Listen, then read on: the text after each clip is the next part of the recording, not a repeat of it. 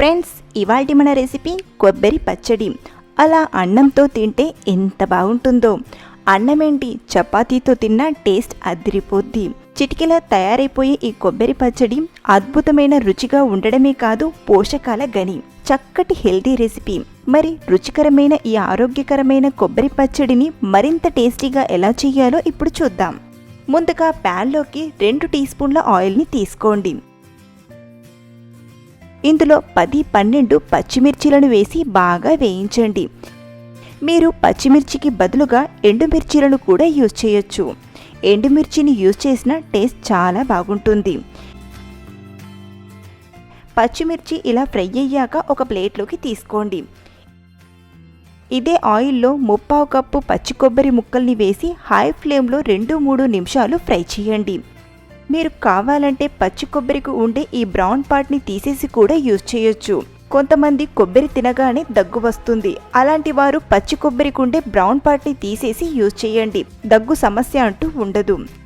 ఇలా ఫ్రై అయ్యాక ఒక ప్లేట్లోకి తీసుకొని పక్కన పెట్టండి.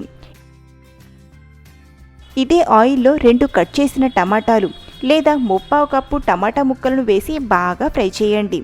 ఇందులోనే నిమ్మకాయ సైజ్ అంత చింతపండును, కొద్దిగా కొత్తిమీర వేసి ఫ్రై చేయండి. మూత పెట్టి మీడియం ఫ్లేమ్లో 2-3 నిమిషాలు కుక్ చేయండి. 3 నిమిషాల తర్వాత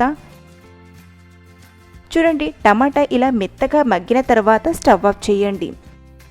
ఇవన్నీ చల్లారిన తర్వాత మిక్సీ జార్లోకి పచ్చిమిర్చి, కొబ్బరిని తీసుకోండి.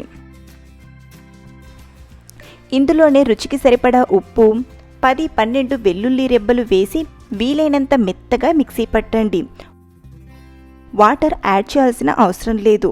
మీకు మరీ పొడి పొడిగా అనిపిస్తే 1-2 టీ స్పూన్ల వాటర్ వేసి గ్రైండ్ చేయండి. ఇలా గ్రైండ్ చేశాక ఇందులోనే ఫ్రై చేసిన టమాటాను కూడా వేసి మళ్ళీ గ్రైండ్ చేయండి. ఇలా మెత్తని పేస్ట్లా వస్తుంది. ఈ పచ్చడిని ఒక బౌల్లోకి తీసుకోండి. ఇప్పుడు పచ్చడిలోకి పోపును ప్రిపేర్ చేద్దాం. 2 టీ స్పూన్ల ఆయిల్ని తీసుకొని వేడి చేయండి. ఆయిల్ వేడయ్యాక 1 టీ స్పూన్ శనగపప్పు, 1/2 టీ స్పూన్ మినప్పప్పు, 1/4 టీ స్పూన్ ఆవాలు, 1/4 టీ స్పూన్ జీలకర్ర, 4-5 వెల్లుల్లి రెబ్బలు, 2 ఎండుమిరపకాయలు వేసి బాగా ఫ్రై చేయండి. ఇవి ఆల్మోస్ట్ ఫ్రై అయ్యాయి అనుకున్నాక కొద్దిగా కరివేపాకు వేసి ఫ్రై చేయండి. మీరు కావాలంటే ఇందులో కొద్దిగా ఇంగువను కూడా యాడ్ చేయొచ్చు.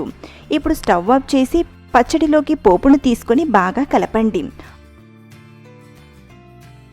అంతే, కొబ్బరి పచ్చడి రెడీ.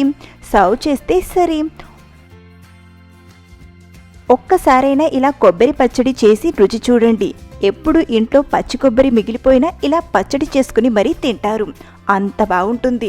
మీకు ఈ పచ్చడి టేస్ట్ కంపల్సరిగా నచ్చుతుంది. అందులో ఎలాంటి డౌట్ కూడా లేదు.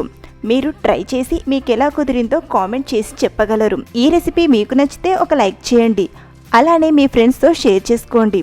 మరిన్ని టేస్టీ అండ్ వెరైటీ రెసిపీస్ కోసం మన శ్రావణి కిచెన్ ఛానల్ని సబ్స్క్రైబ్ చేసుకోండి. పక్కనే ఉన్న బెల్ ఐకాన్ని ప్రెస్ చేయడం మర్చిపోవద్దు. Thank you for watching.